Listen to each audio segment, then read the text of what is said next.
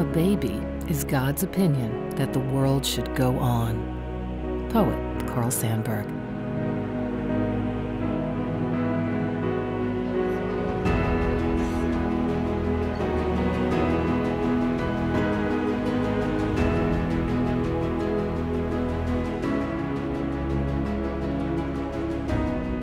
Abigail was going to college on a basketball scholarship when she found out she was pregnant.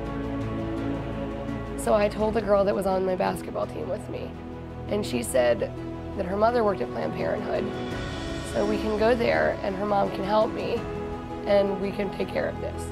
After her abortion, Abigail found herself depressed, her desire to play basketball gone. I was drinking out of control. I was promiscuous.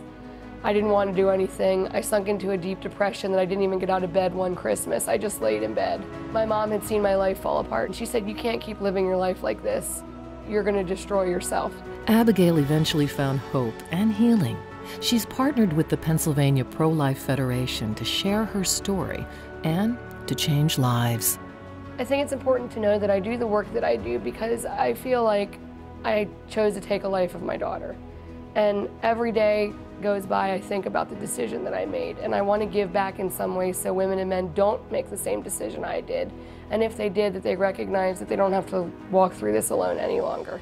Your baby is unique just like you are. So I found myself in a very difficult situation. Pamela Carney also knows the heartache of abortion. Because my mother told me and my siblings that if we were to get pregnant, that we were going to be on our own, that she was not going to support us. You know, your life will change, you know, and for me it changed dramatically in the sense that all the negative feelings that I had, all this lack of self-worth and self-dignity convinced me that I would never ever be a good mom. Listen, this isn't a quick fix. Women have to carry a lifetime of shame and guilt and regret and heartache.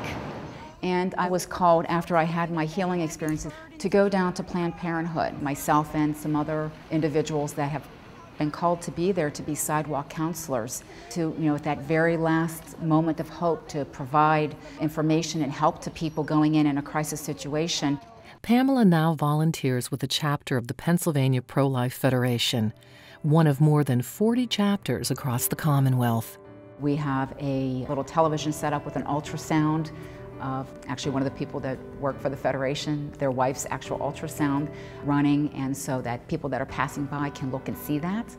And we're able to talk with them about fetal development and have them actually pick up the models and hold them because they actually weigh what they would weigh at that stage of development, so it's a real true-to-life experience.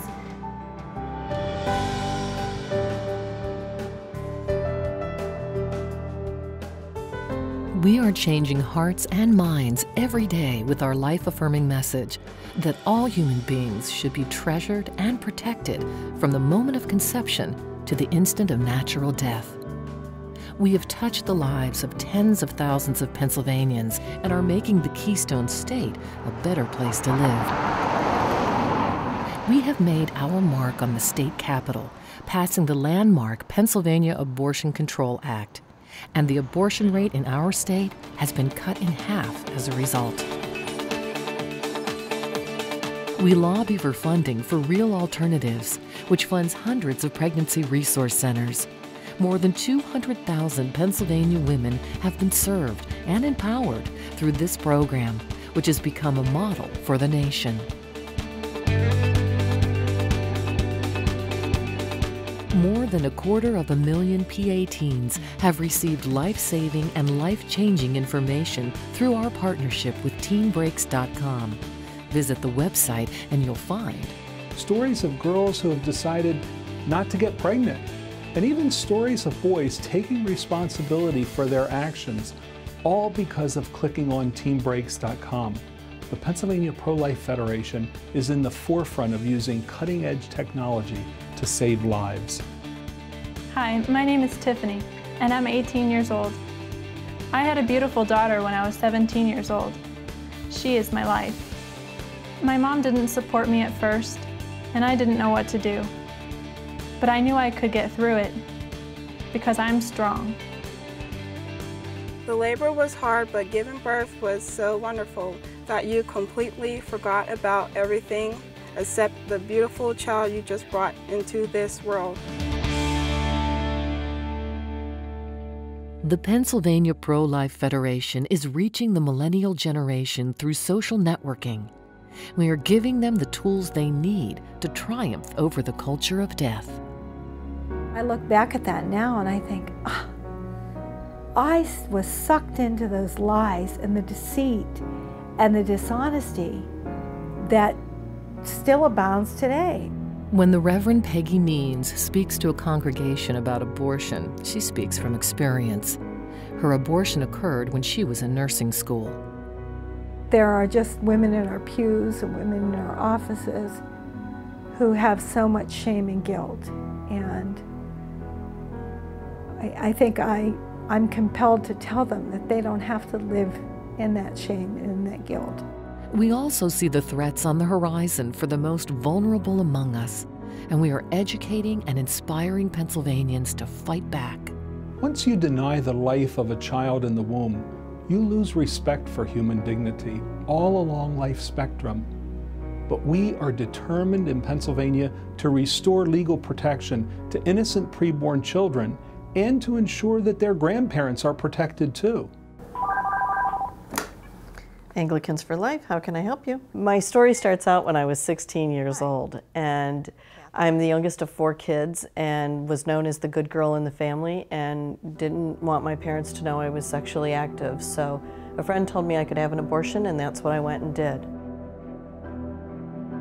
After her abortion, Georgette thought she felt relief, but she couldn't stop crying. And I decided to pretend that the day before, the day of my abortion, never happened.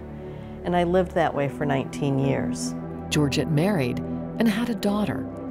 One day, when her little girl was 8 years old, she began to ask questions about her mother's teenage pregnancy. Georgette recalls her daughter's final question to her that night. And I said, you know, one last question. She said, it's not a question, she said, let me get this straight. You were pregnant when you were 16 and you killed your baby. And I had to look her in the eye. I couldn't blink. And I had to say yes.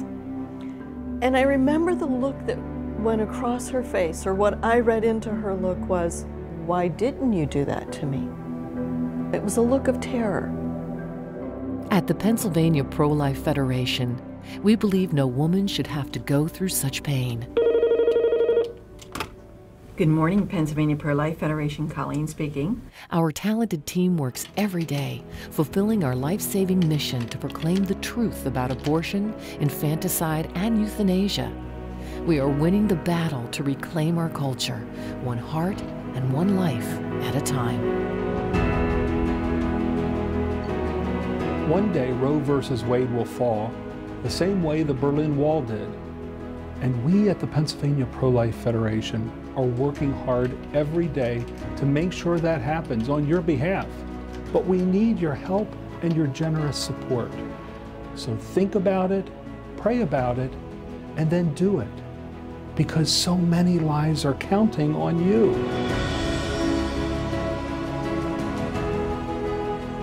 It's okay to cry. We were all there believing a lie.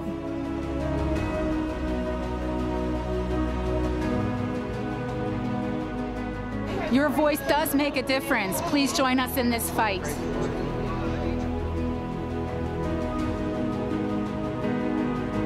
me was, when is enough enough? When will you stop beating up yourself and realize you don't have to walk through this alone anymore? You can turn from the path that you've been walking, and you can embrace the hope that's out there.